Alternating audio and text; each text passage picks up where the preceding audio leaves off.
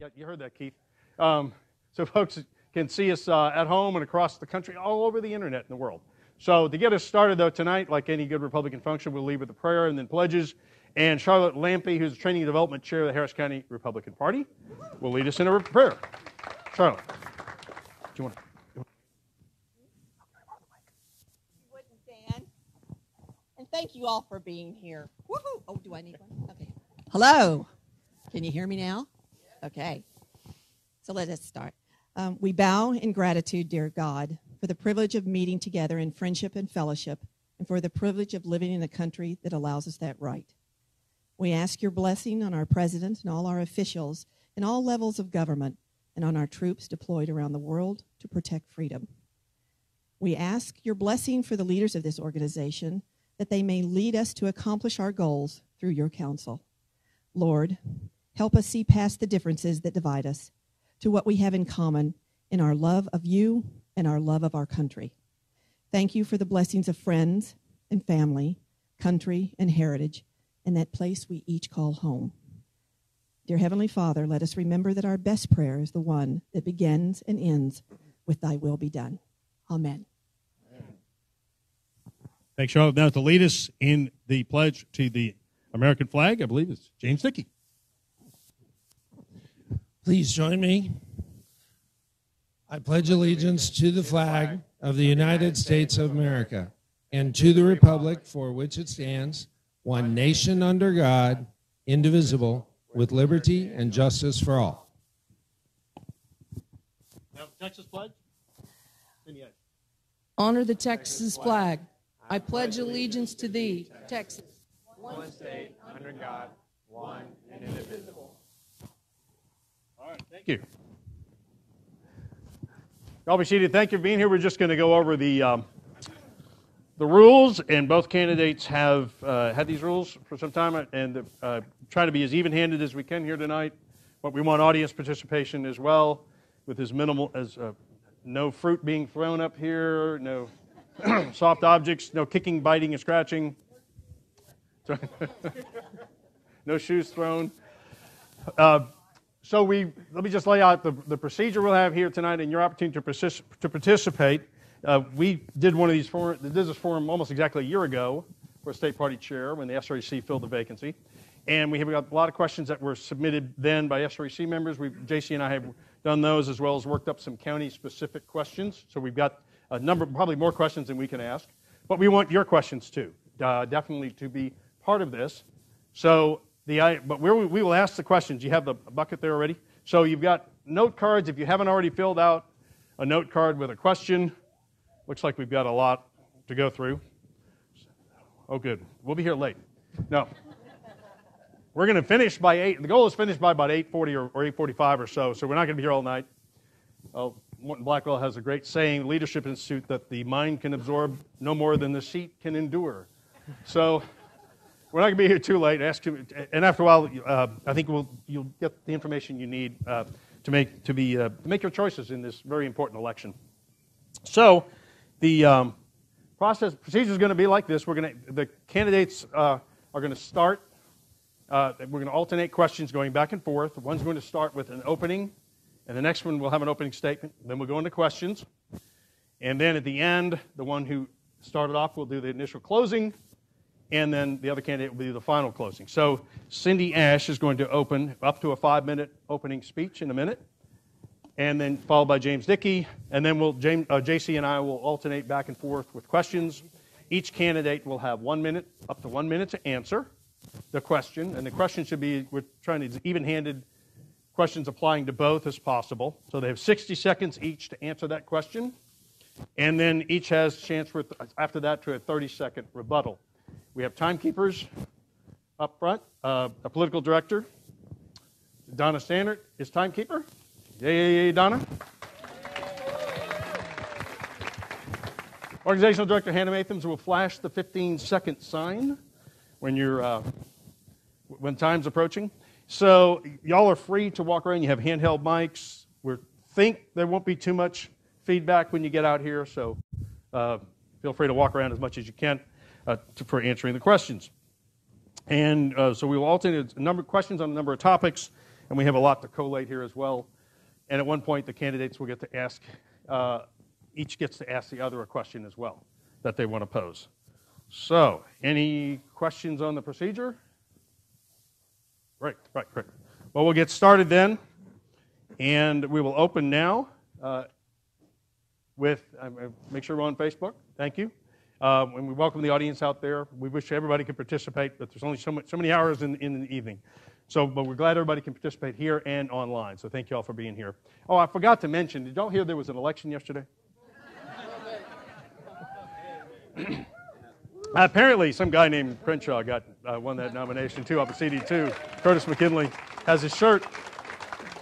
You all heard about this blue wave? It's a ripple, folks, at best. The Democrats' runoff, gubernatorial runoff, in which they nominated this wonderful candidate out of Dallas, Lupe Valdez, was actually the lowest turnout in a Democrat runoff in almost a century. Democrat gubernatorial runoff. They're so disheartened about their candidates. Meantime, I don't know if y'all were at the Crenshaw event last night after Dan Crenshaw became a nominee. We had hundreds of people there. We had great turnout across the county in a number of races. I think it shows a lot of enthusiasm on our side.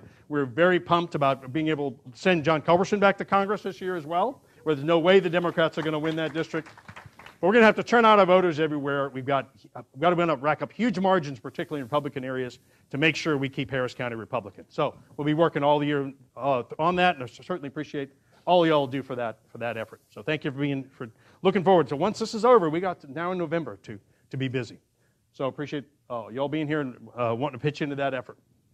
So with that, we will move on to opening statements, actually ahead of schedule. Cindy Asche, you have 5 minutes to speak. Well, good evening. It is great to be back in Houston. Thank you all so much for coming out. I've got to say that you guys, because you're sitting in this room, you are true grassroots Republicans, and we are so thankful for the job that you do every day getting folks to turn out and vote Republican. I am Cindy Asche, and I am running to be your next chairman of the Republican Party of Texas. I love to introduce myself by saying I am a Christian, conservative, Republican, and one more that even Vice President Pence can't add, and that is that I am a woman. My husband Fritz and I were honored to attend the inauguration of President Donald Trump. It had been my great joy to work on the Mighty Texas Strike Force, an organization that was credited by Donald Trump Jr. as being the organization that probably put Donald Trump over the top, because we sent strike force teams all across this country, Florida, Ohio, Wisconsin, Michigan, all those places that we knew were going to be critical to turn out the vote and elect the next Republican president. My husband and I were at the inauguration, and the next day I decided to take him to a museum so that he could get some information for his kids. He's a teacher. He teaches history and government, and we ended up, sadly, one subway stop short of where we planned to be, and we're in the very middle of the very first Pink Hat March. Fritz in his cowboy hat and boots, me wearing my Donald Trump Make America Great Again stuff. We stood out, folks, I mean to tell you.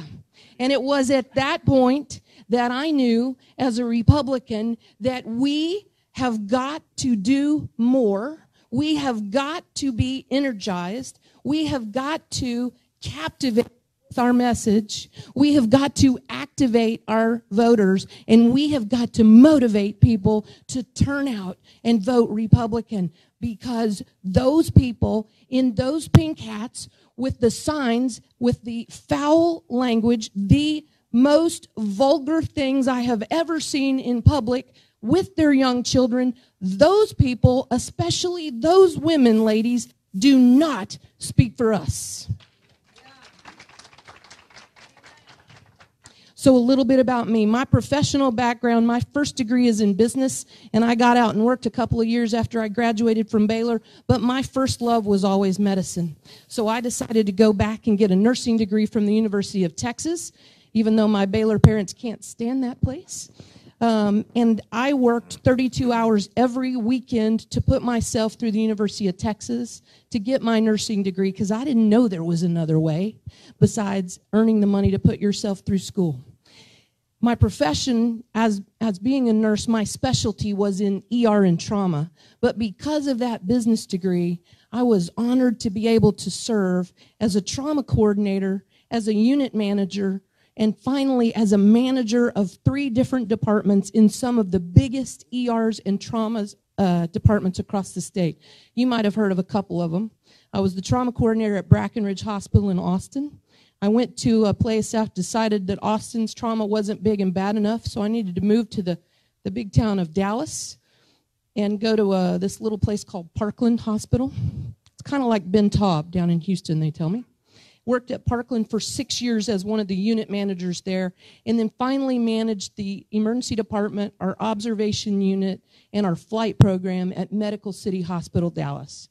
The reason that's important is because over the years, I have managed hundreds of employees, hundreds of thousands and millions of dollars in budget.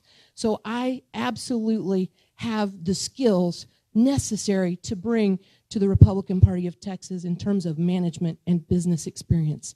Politically, I attended my first precinct convention when I was 4 years old with my dad, who was campaigning for Barry Goldwater. Sorry, that tells my age.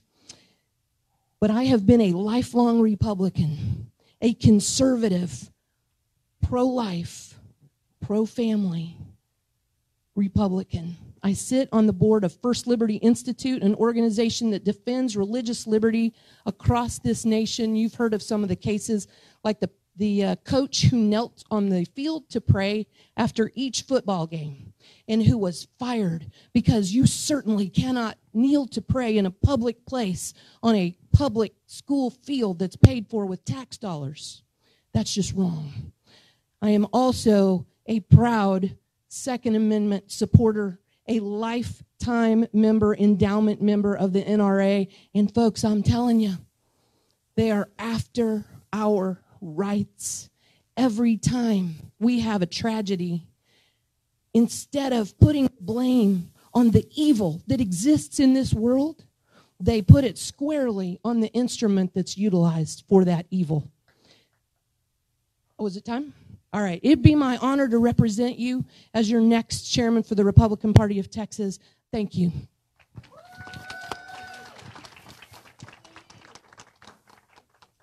All ready to start? Now, James Dickey. Good evening, y'all.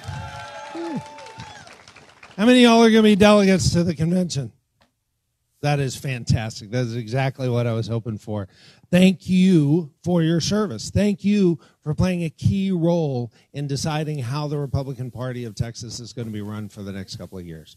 Let me take a minute to tell you a little bit about myself. And I generally don't talk about myself because this position and the party is not about me. It's about you. It's about you as the delegates deciding what's our platform that we're going to fight for, what are the rules under which we're going to operate, and who is going to be delegated your authority to represent you in the 2 years in between conventions. But I do want to tell you a little bit about myself. So my family moved to Fort Worth when I was 13 so my dad could go to seminary. I grew up in an area of Fort Worth called Stop 6. Graduated from Polytechnic High School, where in the class of 206, there were 2 white guys counting me. It was a wonderful, wonderful experience. And those dear friends, I had lunch with one of them on Sunday when I was back up in the Metroplex. They influenced my life in a big way because when I left to go to Stanford, and I worked my way through Stanford, working 30, 40 hours a week, going through that, and plus scholarships and everything else I could come up with. When I was working my way through school and then got out and started working for Republican causes and Republican candidates, it broke my heart that we had not done a good job getting our message of better opportunity, better freedom, better life for all out into the communities that we had not reached before. And so that is a personal thing that I have always had. I met and married the love of my life, Linda, while at school. And we got married right after school. We've been married for 29 years. We have 3 kids who range in age from 24 to 14. We remembered now how that goes. They are wonderful kids. And my parents didn't take me to a precinct committee meeting when I was 4, but I took my daughter to a national convention when she was 4. And it was my first convention as an alternate delegate at the national level. And since 2008, primary came, and our choice was McCain or McCain. And that wasn't good enough. Texas should play a bigger role than that. And so I got invested, and I participated in a precinct convention, and then I went to the Senate District Convention, and they didn't know me, so I was an alternate to the state convention in Houston in 2008. And I brought my kids who were 12 and 14, and we saw firsthand how important the rules were when there was a big credentials fight, and the rules mattered. I mean, they were decisive. And so I got hooked immediately, that there was so much you didn't know, and your impact could be so much bigger if only you did. And so I got dedicated in that, and I taught my kids that and brought them up in it. My son right now is working on Capitol Hill for a Texas Republican. Yeah.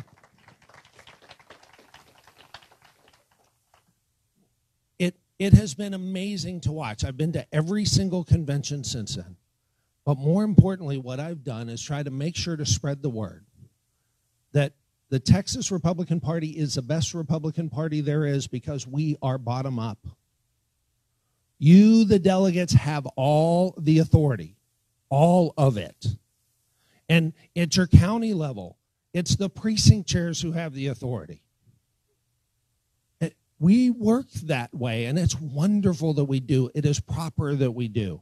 And it is powerful when we all know that and we work together in a coordinated fashion to make that reality. And we saw just a taste of that during the special session. I had just been elected. We had a platform you guys had voted for. The governor put 10 of those items on the special session call, and we went to work, and the results were striking. We got 5 of those. We got half of them in. And the donors loved it, and the supporters loved it, and we set records in vote turnout. Democrats are having their worst year in 100 years. We are having our best year ever.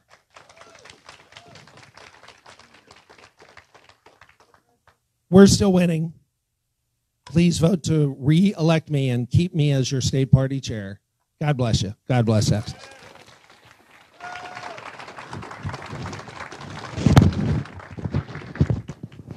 I'm losing my mic. Losing everything. Technical difficulties. All right. Thank you both for the introductions. I will lead the question. I believe we're, again, candidate A, candidate B. So, Cindy, you will get the first answer. And then, James, we each have a minute each, and then 30 seconds rebuttal in that order as well. And then the next question, James, you'll lead off on the answer.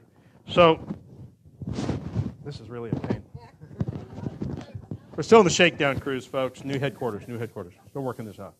So, a general question to both of you. And just a comment, we did receive a lot of questions that are kind of one-sided, so we're trying not to ask those. We're asking questions that are going to be directed to both candidates, and they can chime in however they feel best on any of the questions we ask. So, kind of a generic question to begin with, personal. Starting with you, Cindy, what do you consider your personal strengths for this job?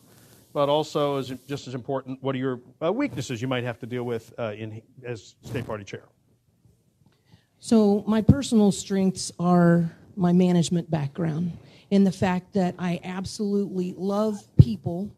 That's what nurses do, is we get in the business because we love to serve. So those are my strengths.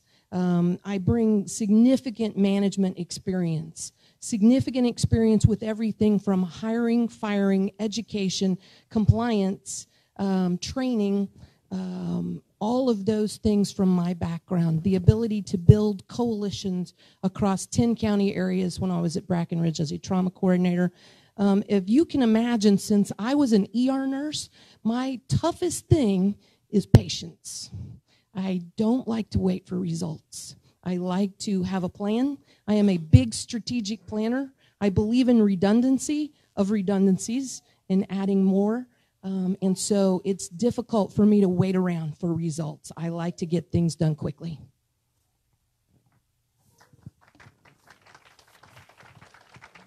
Okay, so my biggest strength is the thing you all have seen, and it's the results I've been able to produce in fundraising for the party and in turning out votes for the party. And I will tell you, fundraising for the party is different from anything else. There is nothing harder. It is completely different from raising money to start a company. It is completely different from raising money for investors. It is completely different from any of that because you are literally asking people to trust you that you will make a change in this world, and there's no direct payback to them, not if you're doing it right. And so, you know, in Travis County, well, we won't talk about how Democrats do it. In Travis County, you can imagine that was a hard sell, right? Hey, I'm from the Travis County Republican Party. Would you please donate? But we raised hundreds of thousands there. We have raised over $1.2 million here just for core operations, another $1.6 million for the convention, hundreds of thousands for victory. Thank you. Now, Cindy, you get a 30-second rebuttal. I get a rebuttal on that. Okay, well, let me tell you that we have different financial information than the information that you're hearing. So what we've done is we've gone back to the TEC and the FEC reports for the last year or so, and you've heard that we have record-breaking donations. That does not appear to be the case. In fact, the previous chairman had an average of $3 million in his last 9 months. Mr. Dickey has an average of $1.7 million in his last 9 months. It's a very significant difference. James, you have a 30-second rebuttal. Okay, no idea where you get $3 million in 9 months, but do notice that she compared his last 9 months to my first 9 months, which does seem kind of odd. I will tell you, in the first 11 months of him versus me, cash on hand for him went down $400,000, and cash for me went down $20,000. So you can try to spin it some other way, but the money in the bank, you can't spin.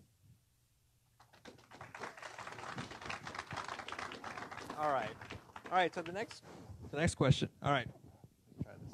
All right, the next question, which James Dickey will start off with. Being RPT chair, to grow the party across a huge state requires enormous expenditures of time and treasure. How much time, resources, and personal sacrifice can you devote to the job of RPT chair? Well, I can continue to devote the 50, 60 hours a week that I have been devoting for a year now. And for those of you, how many of you get my weekly updates? Yeah. Okay. So if you're of the impression that I'm not spending any time on the party, you probably haven't been reading the updates. This week alone, I'll do 1,500 miles visiting all over the state. And I will be about 4.5 days on the road, not counting the times for meetings, including meetings with elected officials. So I have devoted what most people would consider full-time. And my partner and I, we joke about it. I'm only doing half-time, and we don't care which 12 hours a day that is. All right, because it was a long question, I'll repeat it. Being RPT chair, to grow the party across a huge state requires enormous expenditures of time and treasure. How much time, resources, and personal sacrifice can you devote to the job of RPT chair? Well, I think this is a significant difference in the two of us. So I retired from my professional nursing career last May. My license is still active, so I can still work what we call PRN hours so that I can keep them available. However, I have full-time hours available. And unlike my opponent, I also have the personal treasure available to do that. We have reviewed some of the current chairman's expenditures, and on his personal RPT credit card, he is charging back to the party for his meals. I will not do that. We have records where he is having you pay for his hamburgers. He is having you pay for his ice cream. He is having you pay for his dinners or lunches or breakfasts or whatever they are at La Madeleine. I will not do that. The time that I spend is exactly like I'm spending on the campaign. We do not charge those things to our campaign. I have to eat regardless of whether I'm at home or on the road. All right, 30-second rebuttal. Yeah, you can worry about ice cream, or you can worry about the fact that I'm spending a couple thousand less a month than my predecessor did. I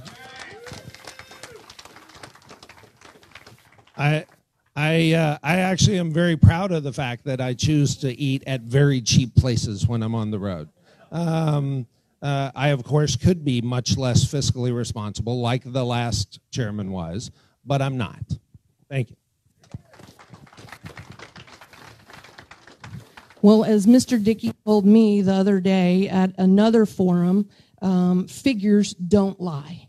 And when you look at expense reports, in 1 month, he spent over $5,000. Now, it's very difficult to tell folks to join the grassroots club at your $8.95 a month, and say your $8.95 just went to pay for a hamburger for the chairman. Your $8.95 just went to pay for La Madeleine's. The numbers, the figures do not add up.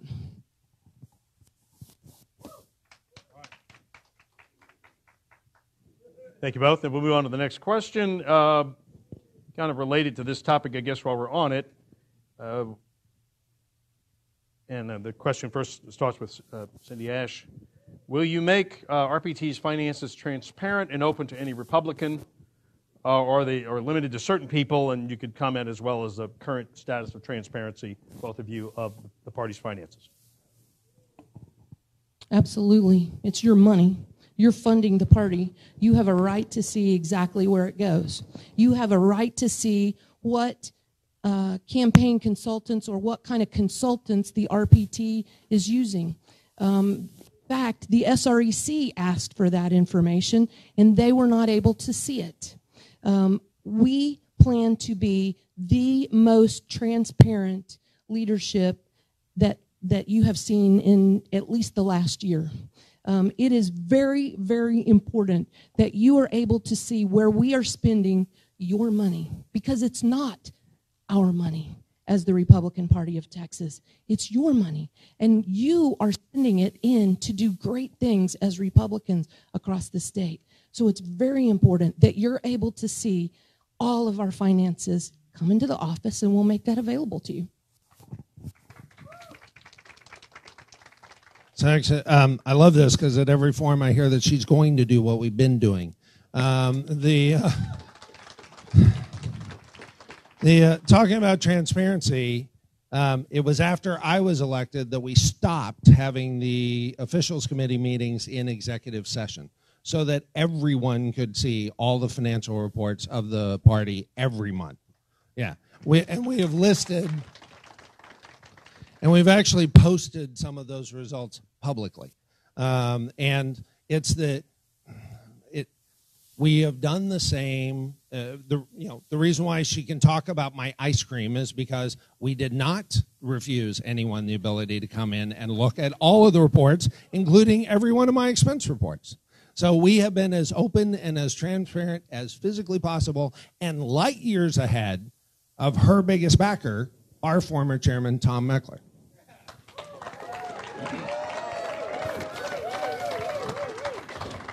30-second rebuttal each side. Well, I don't know if he's talking about my biggest backer financially or if he's talking about my biggest backer in person, because my biggest backer financially, folks, is yours truly right here. Because just like Donald Trump, this is a self-funded campaign. However, if you would like to donate, we have a button on our website, and we would be honored to have you join our team by contributing. Look, I have the figures. I have the reports. I have the expense reports and the FEC and the TEC reports. You need to see the truth. Final rebuttal, yeah. Yeah, you can see the truth. Most of it's on our website. Almost all of it's been live streamed or recorded and available, which actually I'm finding very convenient, because if it weren't for the video recordings, then some of the claims about the past might actually stand. But they don't. Go watch the video for yourself. All right, now for the next question. We'll start off with Chairman Dickey on this one. Where does engagement rank in your priorities for RPT, and what would your plan or strategy be for engagement? Yeah, so engagement for me personally is a very important thing, and by that I mean growing the party in every single community in Texas. Every single community in Texas. And the difference is, when I came in, the party had a black employee and Asian employee and a Hispanic employee dedicated to black engagement, Asian engagement, and Hispanic engagement. And it both bothered me that they were pigeonholed and that they were set up for failure. And they were set up for failure because their goals were not goals that would actually align with the party's goals. Their goals were, how many events could you go to and how many people would you see? And there were literally no follow-ups from that. None.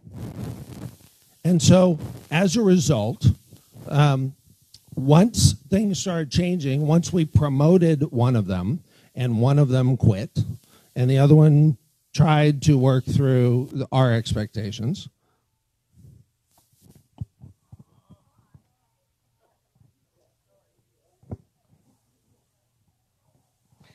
So what's interesting is that all three of those folks that were paid for by the RPT, that were professional engagement staff dedicated to spreading our message, our vision, our plan, to create Republicans and let people know who have our values that they really are Republicans. They just don't know it yet. Every single one of them has joined our team, because they understand exactly what's at stake. They understand the phenomenal job, how important it is to engage with the faith community. They understand how Texas demographics are changing. And in 2 years, folks, 2 years, Hispanic Texans, African American Texans, and Asian Texans will outnumber Caucasian Texans. If we don't do a better job, we are sunk as Republicans. So to finish what I was going to say, so now instead of 3 paid people, we actually have dozens of volunteers. Now and at the last forum, my opponent denigrated volunteers, so they can't possibly be as good as paid staff. I, of course, would not communicate that to every county chair and precinct chair in the entire state of Texas. Well, as a precinct chair in the state of Texas, I know exactly how important volunteers are. And as the former Dallas area captain of the mighty Texas Strike Force, who got Donald Trump elected, helped get him elected, I absolutely know how important volunteers are in the state of Texas. But there's one thing that you can't do, and it's you can't hold volunteers accountable to your mission and vision that you have set out, because their time is their time, and you have got to encourage them to be active, but you can't compel it.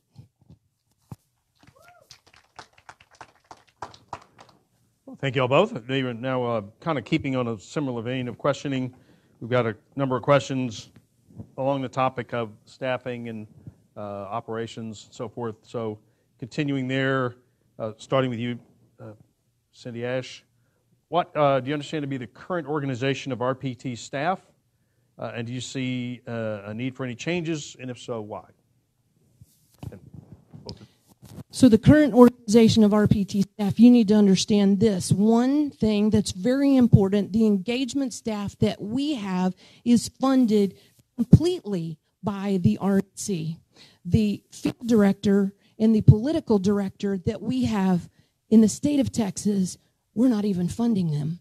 We are so incredibly thankful for the RNC and the money that they are pouring into Texas. I believe it was $44,000 last month in order to pay for that staff. We pay our political director directly by the RNC, and everyone else is funded by the RNC. Look, we are Texans. We are self-sufficient. We're thankful for the money that they are contributing, but we have got to be able to do our job ourselves, because what if they decide to move those resources to another battleground state? Who will carry the torch then? So I've heard my opponent mention this a bunch of times, and if she had been around in party operations for a while, she would know that what she is suggesting is actually illegal. And so no, we are very happy that the RNC is donating more than double already this far in my tenure what the RNC was donating at all during Chairman Meckler's tenure. I'm very happy about that. I am also very happy that the RNC did agree that we would share the state director as our political director, not just saving us money, but making our coordination, communication, and cooperation better than it has ever been before. But no, we pay for all of our field staff, and the RNC does donate us money. That is not the same as the RNC paying all of our field staff. Thank you. 30-second rebuttals. It's very easy to parse words. The money comes from the RNC. The political director is paid directly by the RNC. Our field staff is funded by the RNC. And that is the truth. And the RNC, by the way, is going to open up 6 offices across the state of Texas so that we can do a better job. But if they pull out of the state of Texas, who will pay for that?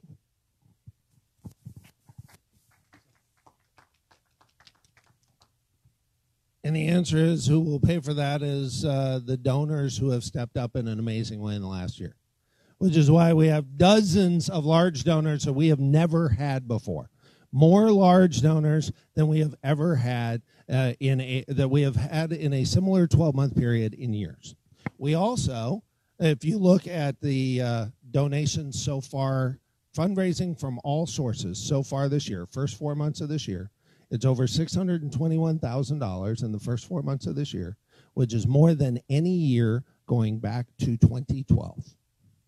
And it's every single category of fundraising is above the goal. Okay, all right, the next question, starting off with Chairman Dickey, going along the same line still. How and where does RPT spend money, and should it change? We spend as little as we can every time. Where do we spend our money? We spend our money in field operations. We spend our money in staff to help county chairs. We spend our money in staff to do the accounting and the reporting. As you can imagine, the ethics reporting for the FEC, the TEC is extensive. And we have an amazing accounting staff that has been on since before Chairman Munisari. They've been on for 8 years. They do an amazing job. We also have a full-time now fundraiser, which is part of why the fundraising numbers have been so amazing. And then we have communications, which is why our email fundraising, our online fundraising is better than it's ever been. And that's why we have such great communication, including those weekly updates you get and everything else you see from the party. It is really, it's money spent directly on the ground.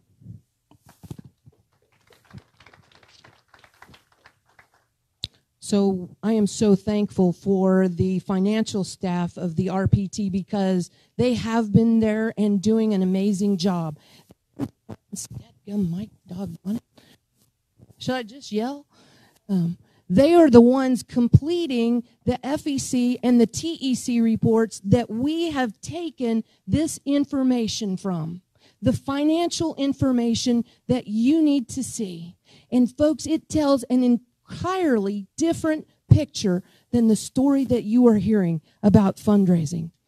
We have not seen the greatest month in the history of the universe in November. In fact, there were 9 months under the previous chairman that beat that record. And it's because of that staff that we have confidence in those numbers. Do we need to have professional engagement staff? I absolutely believe that we do, so that we can task them with our mission and vision so that they can continue to do the things that they were doing before they left the team and joined our team.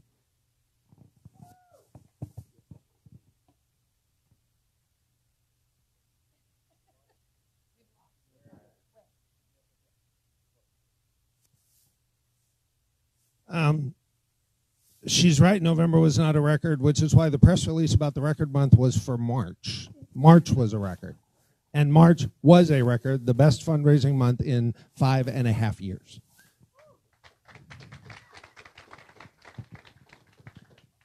So how much was that fundraising? How much was that March?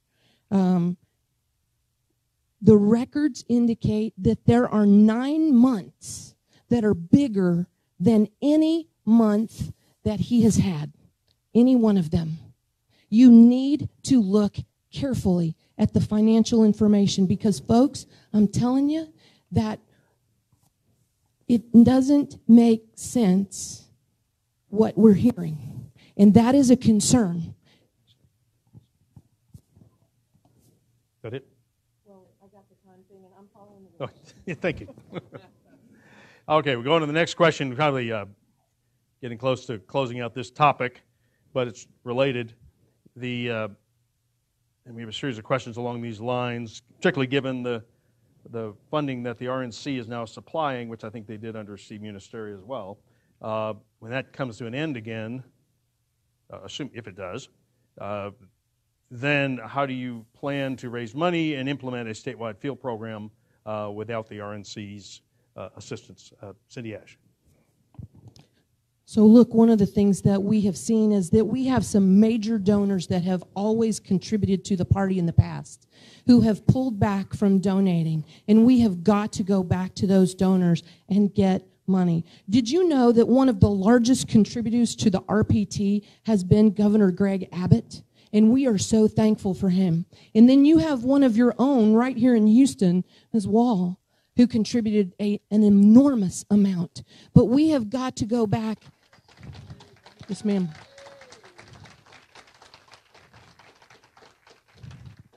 And we are so thankful for them.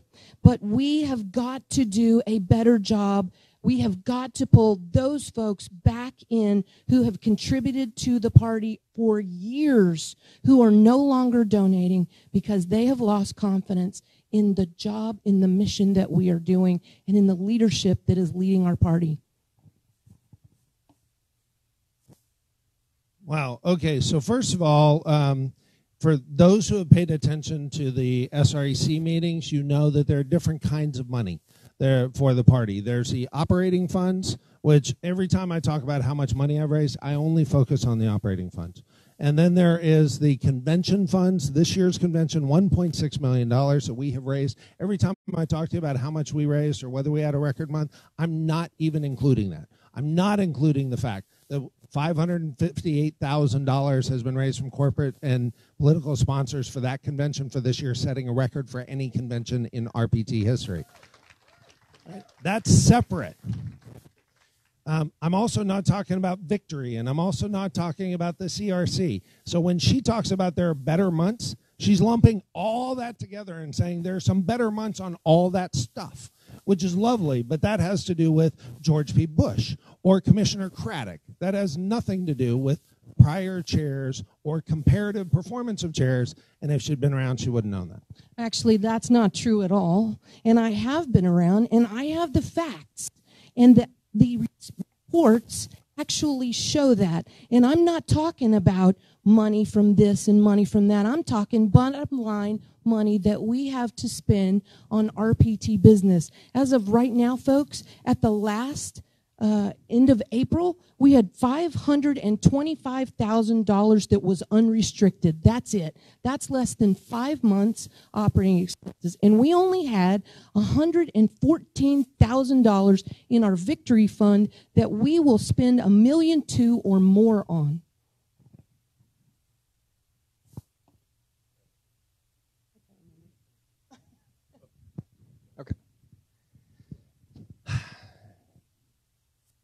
we talk about this almost every forum. I'll finally go ahead and rebut it. Yes, there's not not a lot of money in the Victory account right now because Victory just started. That's kind of how it works. It's a general election fund, and for those of you who know, there was actually an election yesterday. Now the primaries are over. So.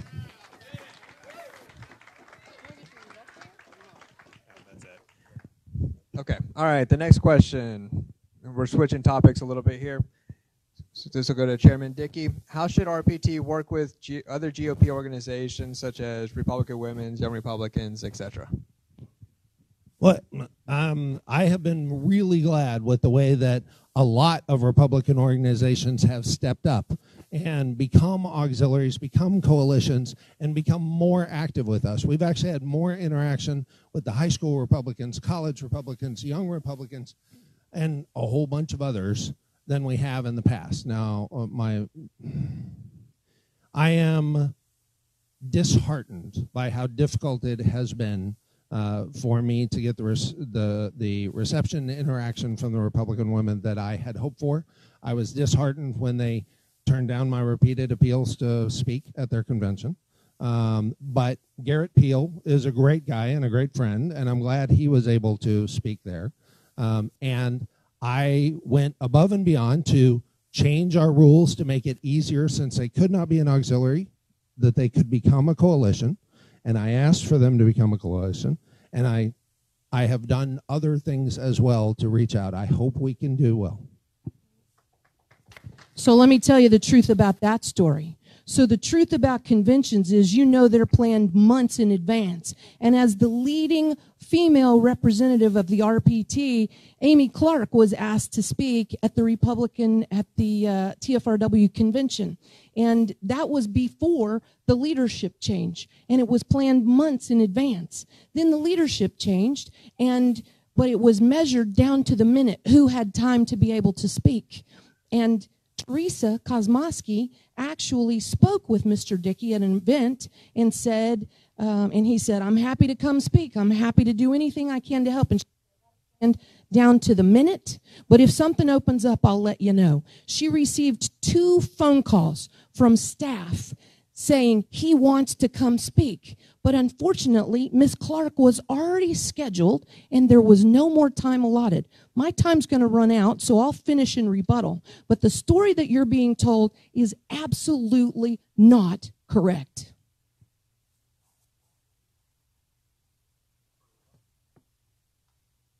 Yeah, I wasn't trying to tell a story. I was trying to make the point that I am very much interested in working together, and will do whatever I can do to make that happen, as evidenced by the very public connection to TFRW from our website, even though they're not currently a coalition or auxiliary. So the truth about that is, as soon as the current chairman took office, the website connection, the link to click to TFRW, was removed from the RPT website. That's the truth. And the truth is that we have told him times, our presidents have told him numerous times, our bylaws forbid us from being a coalition or an auxiliary. So we're not free to accept that, but under other chairmen, we have always had a seat at the table. We have always had a voice, because we represent, as TFRW, more than 2 million volunteer hours to elect Republican candidates.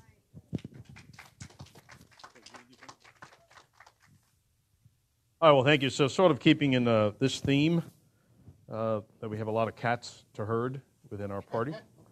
How will you, I guess we'll start with Cindy Asche, as RPT chair, how will you encourage all groups in the Republican Party of Texas orbit to work for the common good and come to the table rather than making sure you don't appear to favor one faction over another? I think bringing unity to this party is the number one issue that we face.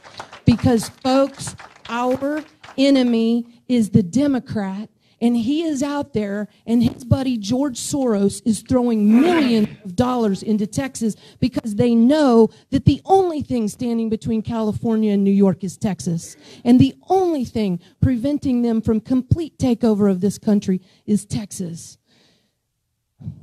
I forgot the question. How's that? How will I bring the party together? How will I bring the party together?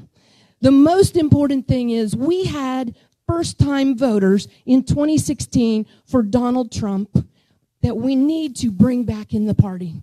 I was honored to work as a Mighty Texas Strike Force member, bringing those people, electing Donald Trump. It is going to be very difficult for someone who was a free the delegates person to bring those people back in to vote for Republicans again.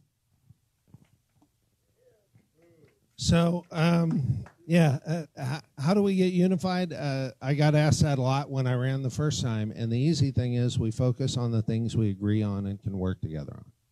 That's how we get unified. And that's what we've been doing, and it's had a great effect. It's had a great effect in the legislature. It's had a great effect with donors. It's had a great effect at the polls with voters. But it also has an impact in the workings of the party. In the SREC, the 3 meetings before I was elected chair, the average vote rate was only 3 votes per meeting, and the prior chair had to make or break a tie 4 times. And since then, in the 5 meetings we've had 9 votes every meeting, and not one has come even close to a tie. Because when we focus on those things we agree, we are more effective, and we can focus on winning together, which is exactly why we had record turnout this primary, and we'll do it in November. So the truth is about the votes that we've been having is, one, we have electronic voting systems now that they're able to cast votes and count those votes in about 2 minutes. And 2, what you have just heard is an absolute fabrication, because in the most important vote that we have recently had at the SREC, Mr. Dickey broke the tie to censure Joe Strauss.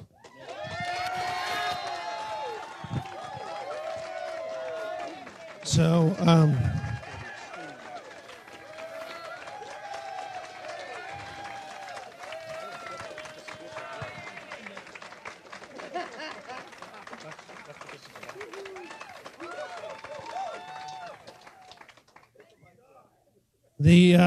so she said I voted to break a tie.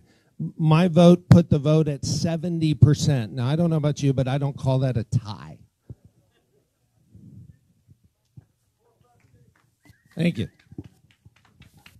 So there are a number of SREC members here in the room, and they will tell you that if Amy Clark cast her vote, it tied the vote, and for the chairman to cast his vote, it broke the tie.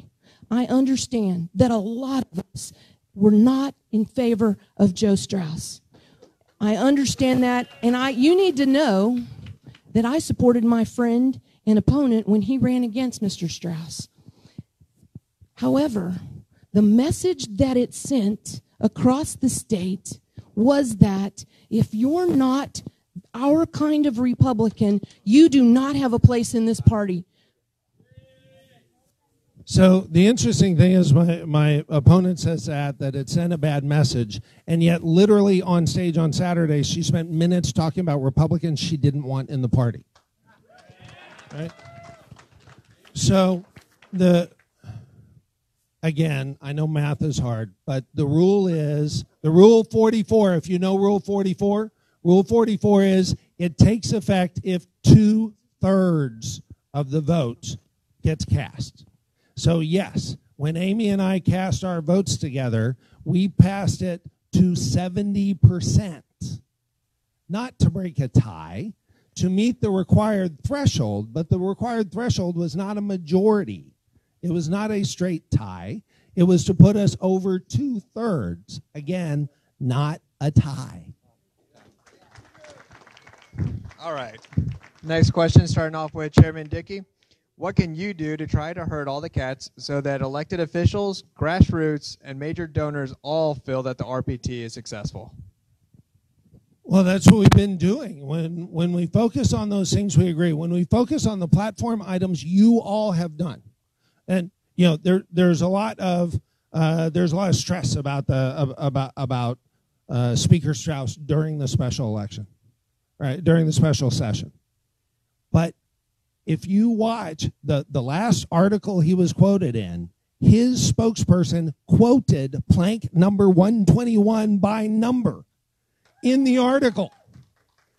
We have been focused on the things we agree on and focused on the fact that you all set them as our platform, and that has led to vote records, that has led to donation records, and that has led to great results with our elected officials and our governor and our lieutenant governor and our Speaker of the House. And a coming together with the grassroots. Thank you.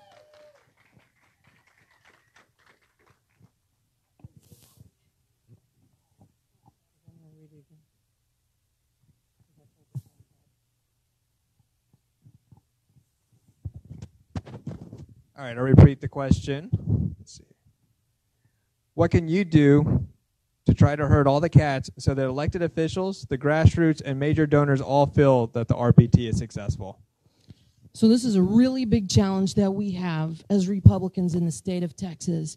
Are we telling folks in the state of Texas who are not as conservative as I am, who do not agree with me on every issue that I stand for, and I promise you, I am one of the most conservative people you will ever meet. Are we telling Republicans across the state that you're not a good enough Republican? You need to go vote somewhere else. Okay, so folks, where is that somewhere else that they need to go vote? Do they need to go vote for the Democrats? Do you want that? Or do we want to encourage people who agree with us on 95% of everything we stand for to vote Republican across this state? Because if we don't set our sights on the Democrats and unite this party, I promise you, I've seen it happen in Dallas County. I've seen it happen in Travis County. It's in Bexar County. It will flip blue.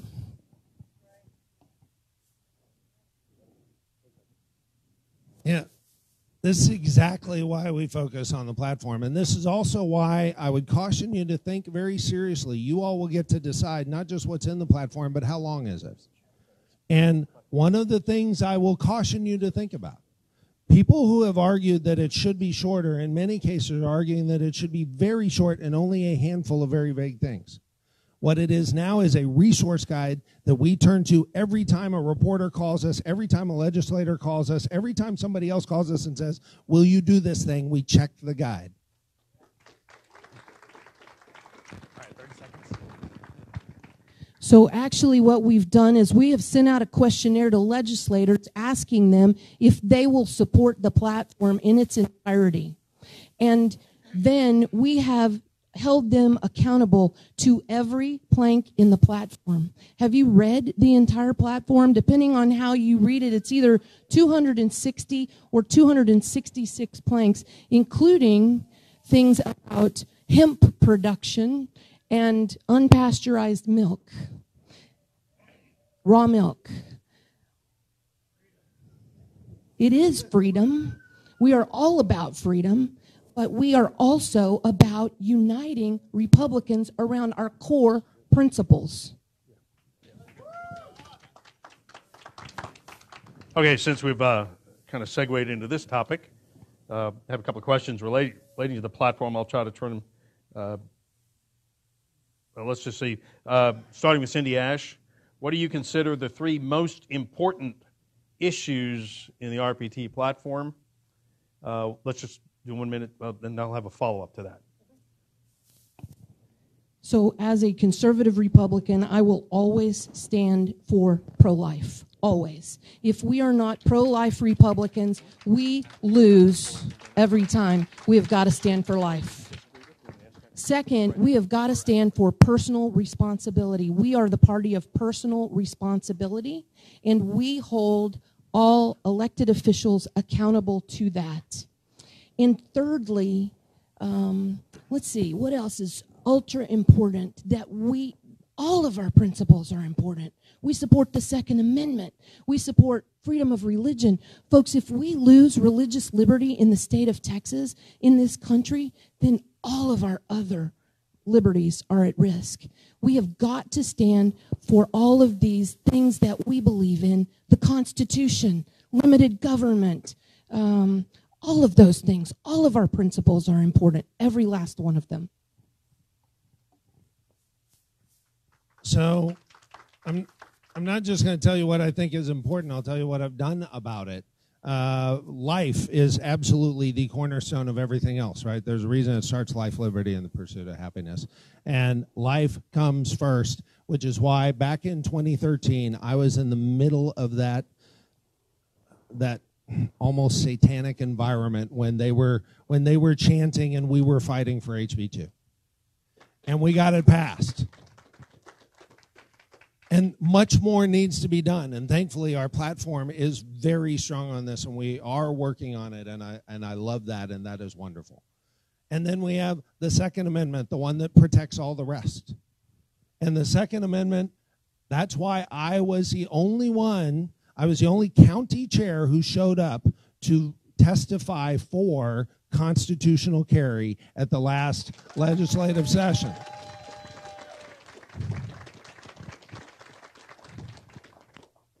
And time's up. Rebuttal, Cindy. Well, I don't really have a rebuttal because all of the principles in our platform are important. Every one in the very beginning, all of the ones that we say we will censure someone if they don't follow the principles in our platform, those are all critical. And I absolutely believe that Republicans, we can unite around those principles, every one of them. There are some folks that don't agree with us on every last bit in the platform, and Mr. Dickey has said himself that that's okay. But those principles are core, and we have got to unite around them. I think it's amazingly powerful when we switched last convention to doing individual voting on every one of our platform planks. Because when I testified in the session, I was able to say 95% of the delegates to the convention supported constitutional carry. I'm so excited about doing that again, God willing, and assuming you guys keep the rules that way. Thank you. All right, so this next question will go to Chairman Dickey, and it kind of follows up on the last one. What parts of the RPT platform do you not agree with?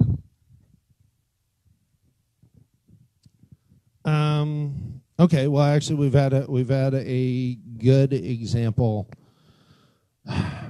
There is probably no more important vote that our legislators will take this time than the Speaker, the vote for Speaker of the House.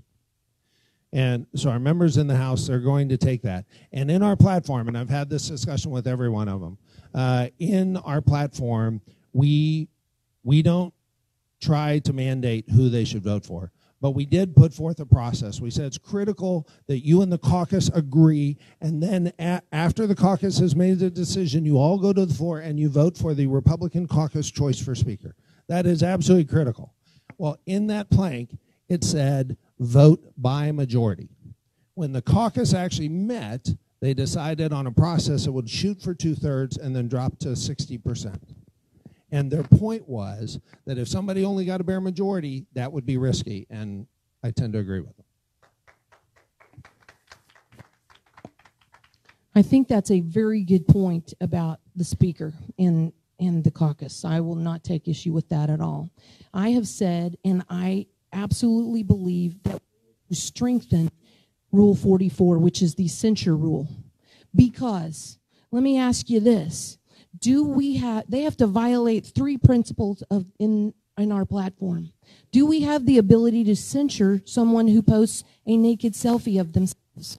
Are we going to censure, are we compelled to censure every person who votes for a speaker that we don't like? Does it take more than one vote in order to be censured? In other words, if you pass a bill that we think is so abhorrent, can we censure you for your one vote on that bill? We saw that happen in SD caucuses in the state, where 4 legislators were censured in that caucus because of one bill and one vote on that one bill. So I think that Rule 44 and the censure needs to be amended. So this is less a rebuttal than just a moment. Censure just means a public statement of disapproval. And we believe in freedom of speech, so actually every EC has the ability and right to censure anybody at any time for any reason or no reason, right? Whatever they decide.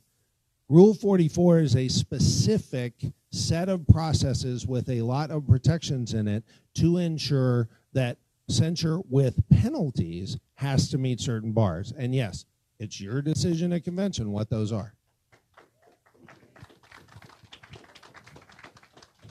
The penalties can be restricting access to RPT funds and RPT resources. So censure is no light matter, and we need to be able to make sure that we use it very carefully. And it cannot be weaponized in order that people who are displeased with one particular vote can then censure their representative. That will cheapen what the censure is all about, and we cannot do that. We have to be better than that.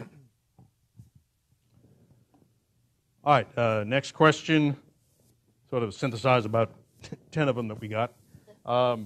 Starting with Cindy Asche, trying to make this neutral. Do you feel any particular group outside group, has too much or too little influence on the state party?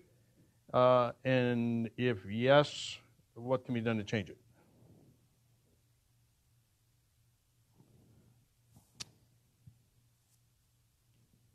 I'm not sure the answer to that question, that any particular outside group has too much influence on the state party.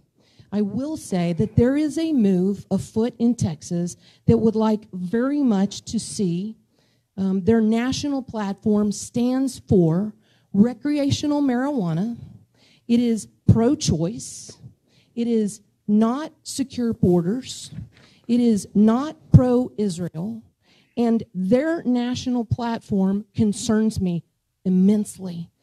They're not called Democrats. They actually are called the Republican Liberty Caucus.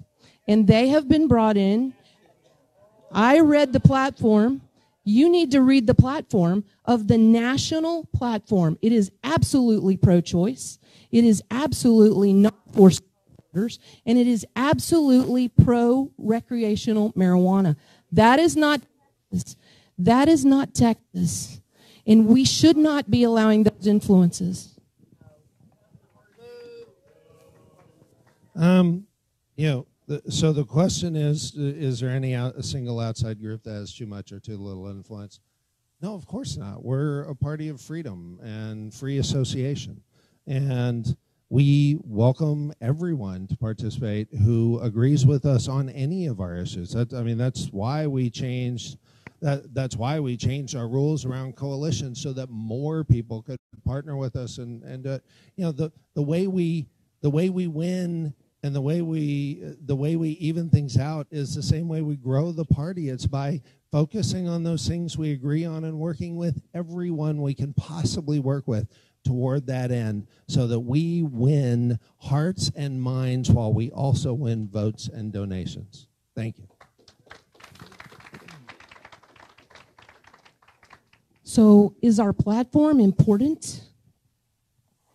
And do organizations that don't agree with our platform, absolutely they need to have a seat at the table. But are they going to influence us as Republicans to do things that are absolutely contrary to our platform? I will never, ever be able to support recreational marijuana in the state of Texas, ever, period. And any organization that does is not meeting in line with our platform. So again, those of you who've read our rules, The rules differentiate very clearly between our principles and our platform. And why is that? Because our principles are held to be unchanging, timeless, crucial, key elements. The principles are things, like my opponent said, about pasteurized milk and other issues that you guys at convention get to debate about whether it changes. So the idea that at convention you should never have someone who disagrees with any item on the platform is ludicrous, because that's where you argue about the platform.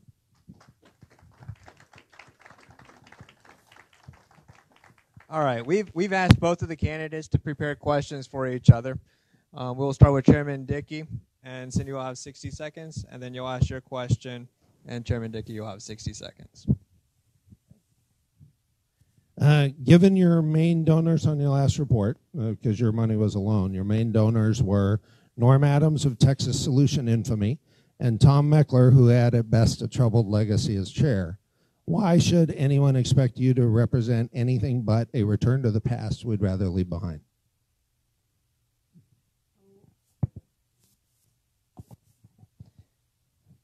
So I take issue with that, of course, because the number one donor to my campaign was myself. And because I am an independent Republican, and I don't think that the people that are backing me are standing for a return to the past. I think they are standing for integrity. I think they are standing for honesty. I think they absolutely believe that we need a change because of those specific issues, and because we need a change in transparency as well. You deserve to be able to know everything that we are doing, and you deserve to have a chairman with a history and a record of integrity, of saying what they mean, meaning what they say, and keeping their word in every case.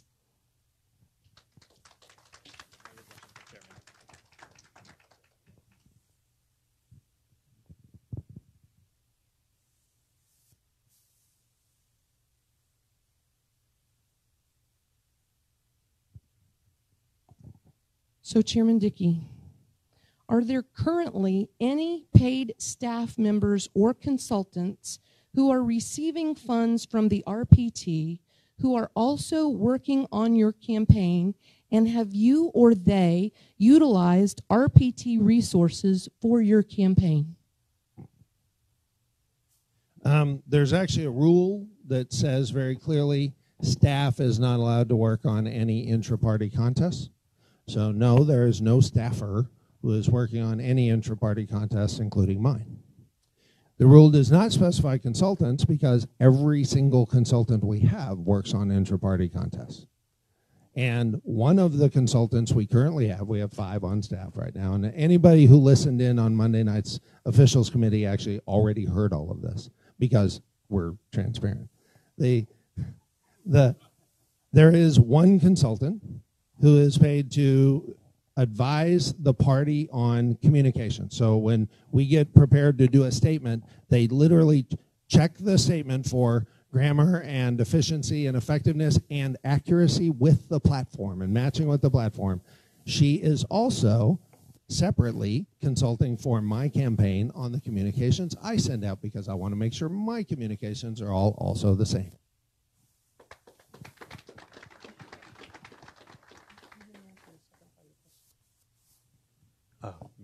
Well, since we kind of got to this topic, I'll ask a staff-related question. Do you believe the party should rely primarily on, the state party should rely primarily on permanent staff or on external consultants to accomplish the party's work? And if you think, compare the current status of the way the party has staff and consultants versus how you think the party should be run. Start with Cindy Asche.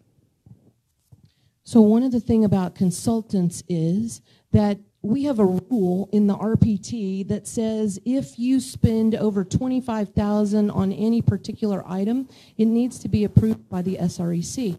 So if it is staff, then their contract needs to be approved. However, you use consultants, what has been done is, very transparent, is that those consultants have not been subject to that SREC oversight. So a consultant can be paid $2,500 a month, and several have been paid that much or more, but their contract, they don't have a contract because the current leadership says that it is the letter of the law instead of the intent of the law, and those folks are not subject to SREC review, and the expenses that we're spending are not subject to the SREC review. They are at the discretion of the chairman to spend funds. Okay, so again, if you were listening on Monday night, you heard the discussion around this, and my opponent got about half of it right. First of all, any at-will employee also does not have to have anything approved. So if this were a game to try to somehow get around approval, it wouldn't work because either an employee, staff, or a consultant, either way, doesn't have to be approved if the rule is not triggered.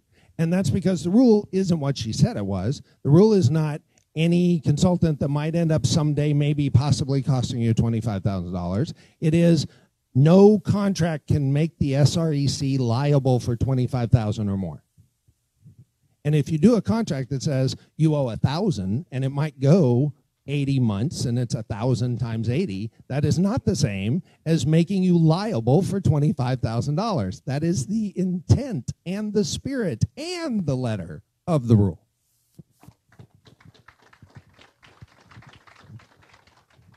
So the second half of my question that he ran out of time to answer was, have you or your consultants utilized any RPT resources for your campaign?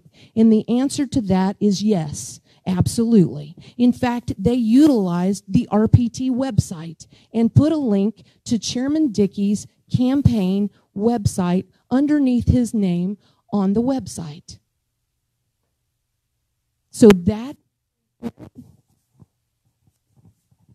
So actually, that link, just like the link to Governor Abbott's website and every other candidate's website on the every other office holder on the listed on our website was there until I had a challenger and someone brought it to my attention. Now, what was nice about that is no one had ever brought it to anyone's attention that the governor's website was linked to all during the primary, which actually is in violation of our rule that says we will be impartial during a primary. So now we know, and the staff's been notified, and we won't do it again. All right, the next set of questions, the counties will be very county specific. The next set of questions are county specific. So this has to do with Fort Bend County and will be directed first to Chairman Dickey. In Fort Bend County, we have been growing at a very rapid rate, growing from 360,000 people in 2000 to over 800,000 currently. As our state controller, Glenn Hager, likes to remind us, across Texas, we have an additional 1,100 people moving to Texas every day. What do you feel the party can do to invite these new voters into our party? And what's the message we need to send to these new voters as to why our state is better led by Republicans? Okay, well, as a county chair in Travis County, where 1,000 of those people a week were coming in, even 4 years ago when I was first county chair there, we went to work on this pretty seriously.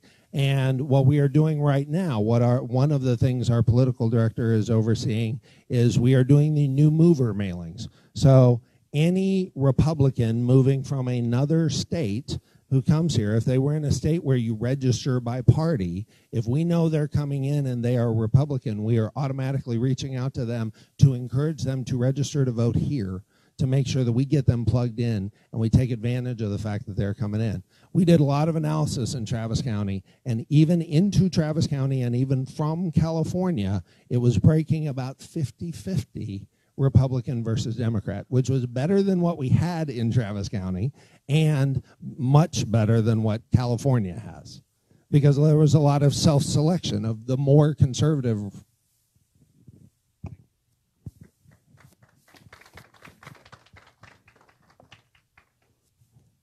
So one of the most important things that we do, that we need to be about doing, is engaging folks that have our values.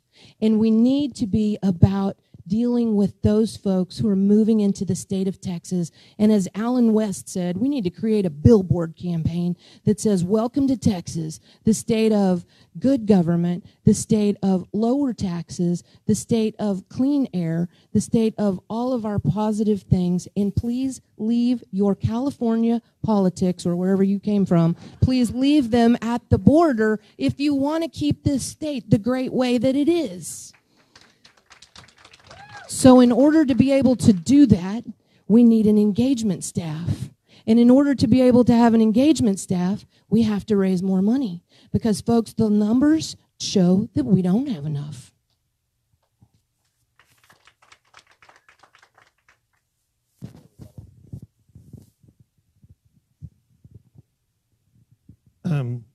We have, going back to the question about consultants versus staff, we have been changing up how consultants are used. So, for example, in the past, consultants were on contract to raise funds for the party. Instead, that actually is working better with a full-time staffer. We have done comms on contract. We have found that to be better. So we have been testing and experimenting with a whole bunch of different things and only progressing with what works.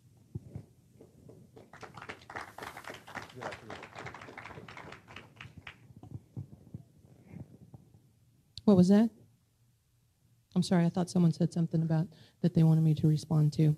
Look, we have got to get the vote out and respond to our enemy, who is the Democrat in the fall.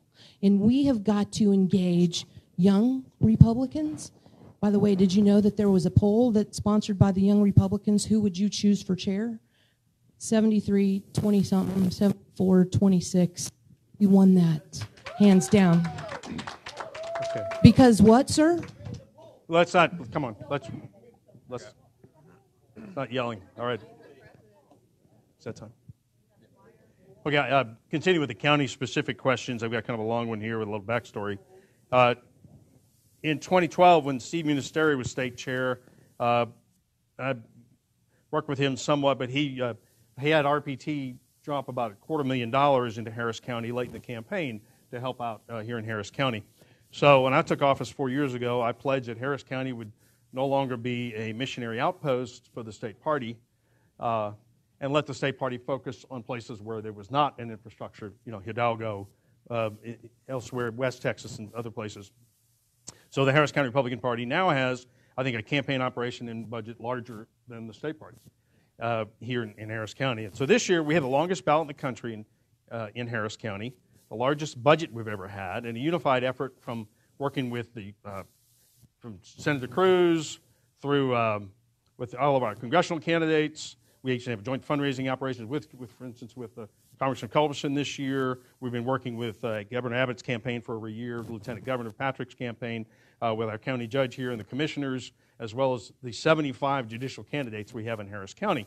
And we're actually out working all down at the level of constables and mayors as a broad, unified effort to win Harris County because it is such a battleground county. So, given that background, do you think the state party should get wade into local Harris County politics to hire a consultant or conduct campaigns in Harris County, or should the state party keep its focus elsewhere in the state where they don't have the resources we have here in Harris County? Cindy. I don't think we need a consultant in Harris County. Obviously, you have a great county chairman here in Harris County that is doing a phenomenal job. And we don't need a consultant here in Harris County. And so if we've been spending money on a consultant in Harris County, we need to move those resources somewhere else.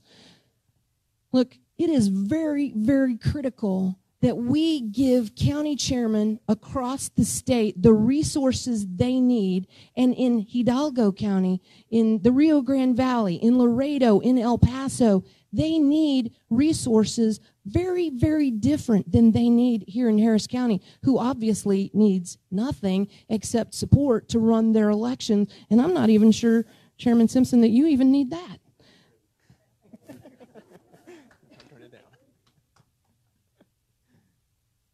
Well, as you and I know, as you and I both know, Paul, we've talked about this ad infinitum. I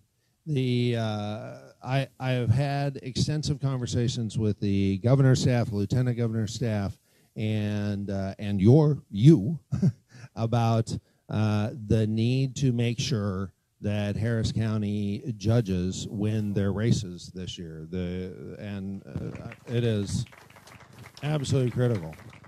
I use Harris County 2016 as my example when people in other counties say, well, is it a terrible idea that we're switching off of straight ticket voting in 2020? And my response is, I don't know. I can't tell you what the unintended consequences will be, but I can tell you we would not have had the massacre we had if it had not been for straight ticket voting. So, yeah, as you and I have talked, we are focused on getting every single judge elected. One of the things that a county chairman is responsible for doing is recruiting candidates to run on the Republican ballot. And you've heard great things from our current chairman about what a great job he did in Travis County. Unfortunately, when he was chair in Travis County, there were 21 races with no Republican running. And the majority of those races were judges. So I'm telling you, I grew up in Travis County. The only way you do is you get people to run in those races. Well, I'm glad that she brought this up. 17 of those 21 races were countywide judge races. And she says when he was chair, as if this is a new thing, it's been existent for a while. She's right. She grew up in Austin. And in fact, her dad is a very accomplished lawyer practicing in Travis County. So the real question is, why for 20 years has your dad never volunteered to run for judge or any of the other qualified lawyers who are in Travis County? So I would not cast that stone. That's it.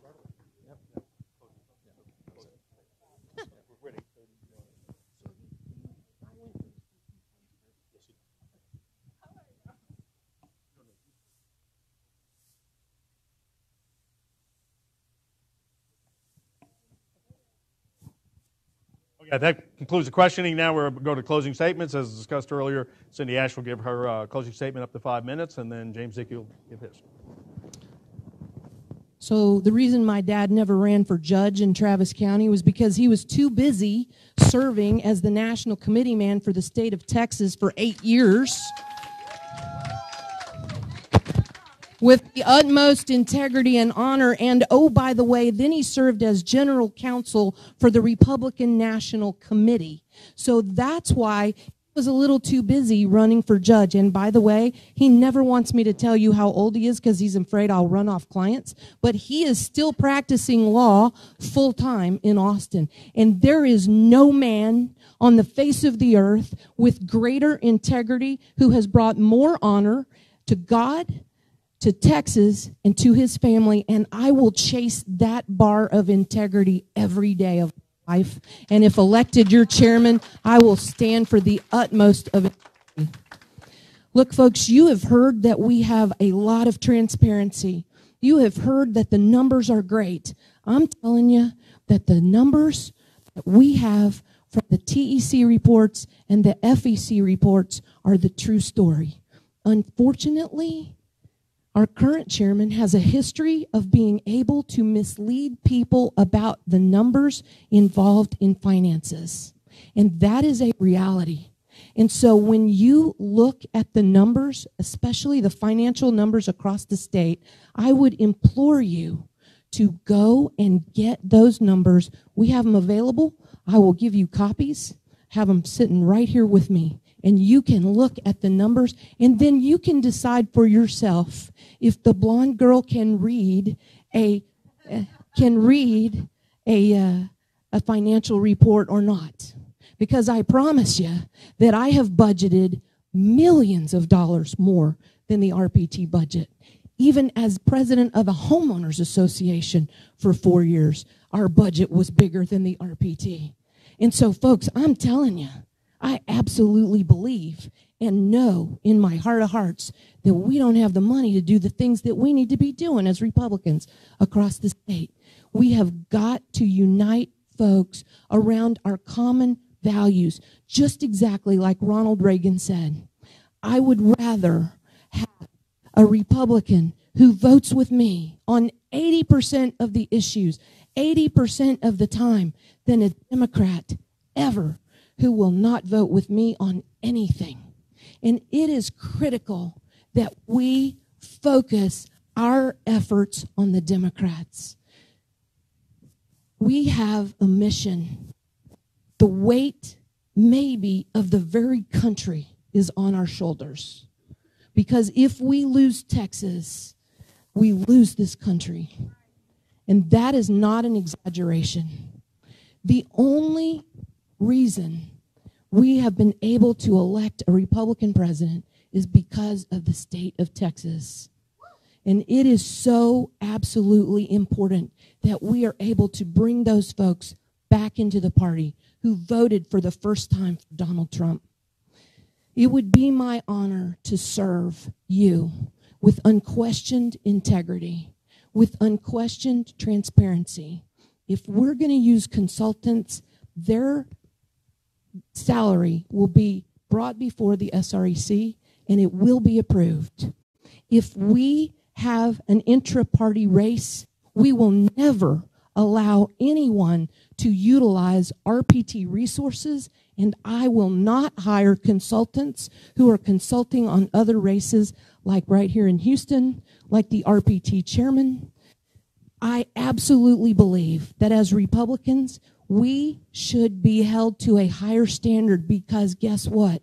Our enemy would like nothing better than to make a laughingstock out of the claims that we make about integrity. Because remember, we're the platform that we're the folks that wanted to keep God in the platform.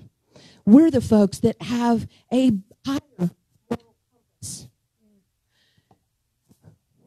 We should be held accountable to a higher standard, and our elected official and the chairman of the RPT should be the person with the unquestioned highest integrity. It would be my honor to represent you as the next state chairman. May God bless each and every one of you, and may he continue to bless the great state of Texas, the greatest state in this great nation. Thank you.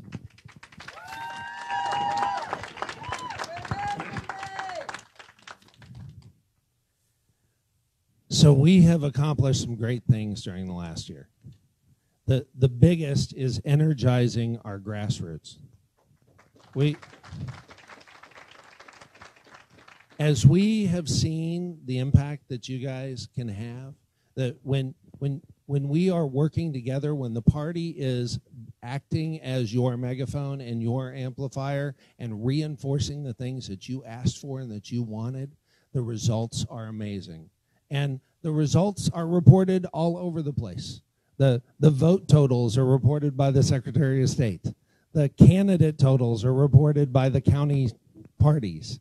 But we set a record, I didn't even talk about this earlier, 3,862 Republican candidates on the primary ballot this year, a gubernatorial year record for candidates as well. We continue to do it.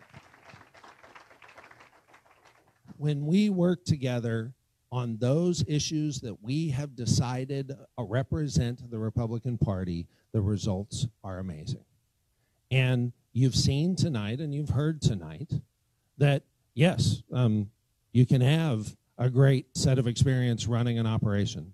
That is not the same as raising funds for a political party. It is drastically different. And yes, I would know. You're right. Thank you. And the results we have seen are exactly what we need to continue doing. You know, we talked about the need to unify. We unify around our principles, but we also unify after we get past the primary. We did that yesterday. We finished our primary and our runoffs yesterday. And now it is time to come together and work to get all of our candidates statewide elected in November.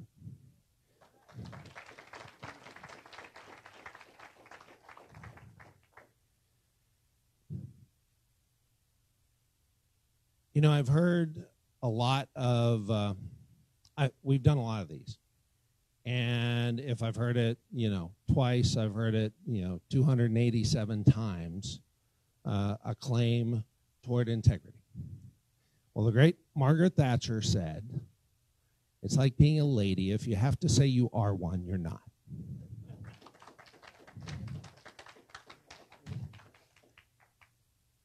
No one has to guess. First of all, it's ironic that we've got a candidate for Republican Party chair who is trying to claim that government claims against one of us are all valid, right? Has anybody paid attention to, I don't know, the FBI lately, or what's happened to Attorney General, or what's happening to our president? Government bureaucrats get stuff wrong, right? I've actually heard that before. I have actually heard that. And it's ironic that that we've got a candidate who is claiming that they are absolutely perfect, that there is no chance that they were at all mistaken. You don't have to figure out what might or might not have happened 20 years ago in 2001. You don't have to decide about 2006 was the lawsuit. The claims were around 2001. You don't have to decide what happened in 2001. What you do have is your own eyes. You can see what the party has accomplished and what has happened here and in Travis County over years. And you guys, as with everything else our party does, you get to decide what matters. And you get to decide what principles you want in your platform, what rules you want to operate under. If you decide that a rule ought to be tweaked, this is where you do it, at the convention. And you get to decide who you trust with being your delegate for the next 2 years. And do you want someone who has been proven to fight an uphill battle for the voters who elected him as a delegate, or not? Because I tell you, the one thing I can guarantee you, and the one thing you have seen, is I will fight for my delegates, and I will fight for those who elect me. And I ask you, elect me, re-elect me to be your state party chair. God bless you.